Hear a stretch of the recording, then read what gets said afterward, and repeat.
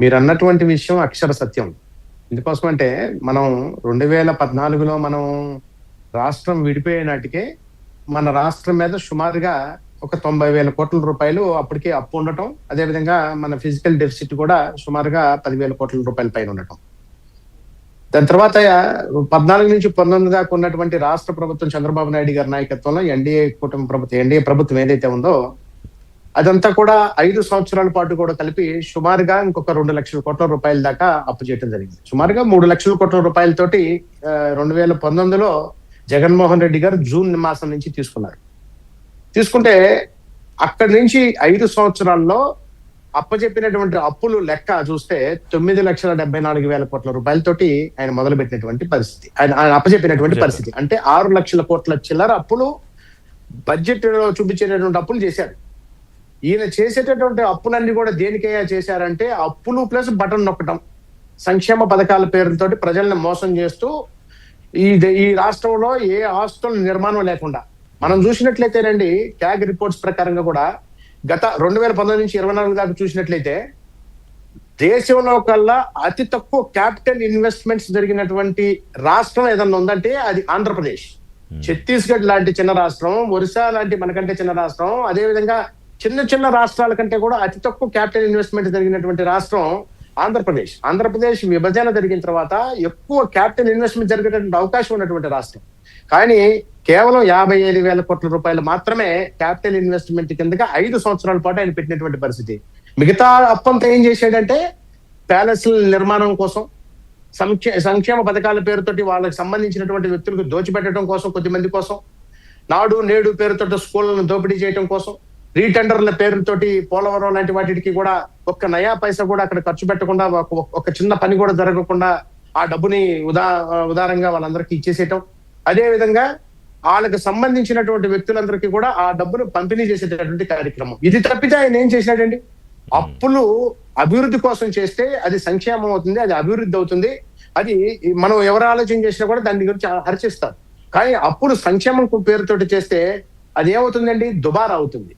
ఇటువంటి దుర్మార్గమైనటువంటి పరిస్థితి గత 5 సంవత్సరాల పాటు కూడా మనం చూసాం. ఇవాళ చంద్రబాబు నాయుడు గారు ఎన్డీఏ కూటమి ప్రభుత్వం కూడా అప్పులు చేస్తా ఉంది. అప్పులు చేయకుండా అసలు చేసేటటువంటి అప్పుల్లో 40,000 కోట్ల రూపాయలు ఆయన చేసినటువంటి అప్పులు వడ్డీలు తీర్చేదానికే సరిపోతా ఉంది. అప్పులు చేయకుండా ఏ రాష్ట్రం కూడా నడవదు. ఈ రాష్ట్రం కాదు, ఏ రాష్ట్రం కూడా ఈ ప్రపంచంలోనే అమెరికా లాంటి అగ్రరాజ్యం కూడా ఇవాళ కొన్ని లక్షల కోట్ల రూపాయలు అప్పు ఉన్నటువంటి పరిస్థితి మనం చూస్తా ఉన్నాం. కొన్ని లక్షల కోట్ల రూపాయల డాలర్లు అప్పు ఉన్నటువంటి పరిస్థితి మనందరికీ కూడా తెలుసు. అప్పు లేకుండా ఏ పరిస్థితి కూడా డెవలప్మెంట్ చేసేటటువంటి పరిస్థితి లేదు. అంత ఆదాయం అభివృద్ధి పూర్తిగా చెందకుండా దేశానికి కానీ రాష్ట్రాలకు కానీ వచ్చేటువంటి అవకాశం లేదు. కానీ వాడేటటువంటి తెచ్చుకున్నటువంటి అప్పు దేనికోసం మనం ఖర్చు పెడతా ఉన్నాం అనేది ఇక్కడ ముఖ్యమైనటువంటి అంశం.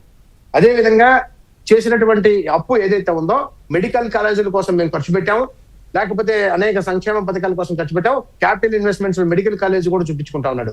నయా పైసా అయినా సరే వాళ్ళు ఎక్కడన్నా మెడికల్ కాలేజీల మీద వాళ్ళ సొంత రాష్ట్రం సంబంధించినటువంటి డబ్బు పెట్టారండి.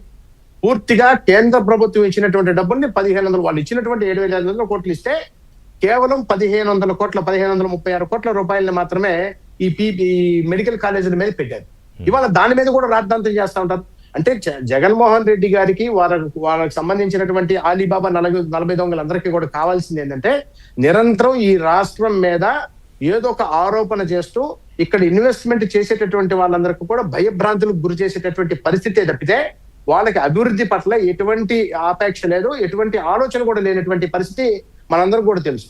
మనం ఒక పక్క అమరావతి చూడండి, అది ఎంతో అప్పు చేసినటువంటి పరిస్థితి. అక్కడ గతంలో అప్పు చేసిన తర్వాత రాష్ట్రం అమరావతి రాజధాని మీద పెట్టుబడి పెట్టిన తర్వాత 5 సంవత్సరాల పాటు నిర్వీర్యం చేసేటటువంటి పరిస్థితి, అక్కడ వేసినటువంటి రోడ్లు తవ్వేసినటువంటి పరిస్థితి, అక్కడ ఉన్నటువంటి గ్రావెల్ అంతా కూడా దొంగచోటగా అమ్ముకున్నటువంటి స్థానిక ప్రజాప్రతినిధుల పరిస్థితి.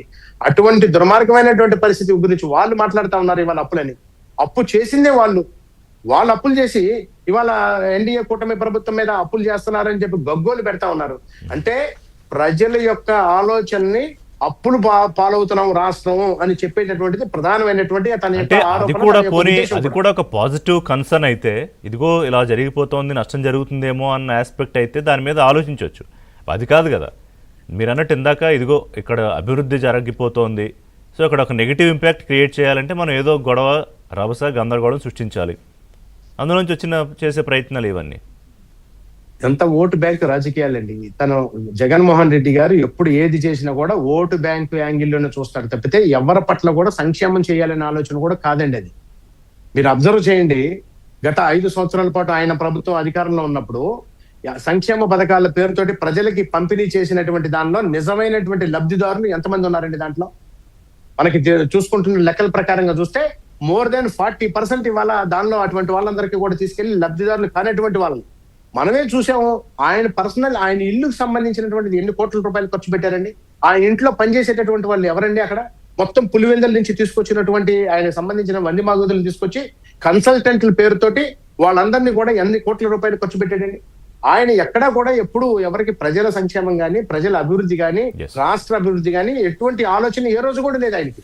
ఆయనకు ఉన్నటువంటి ఒకటే ఒక ఆలోచన ఏంటంటే నిరంతరం ఆరోపణలు చేస్తూ ప్రజల యొక్క ఆలోచనని డైవర్ట్ చేసేటటువంటి టాక్టిక్సే.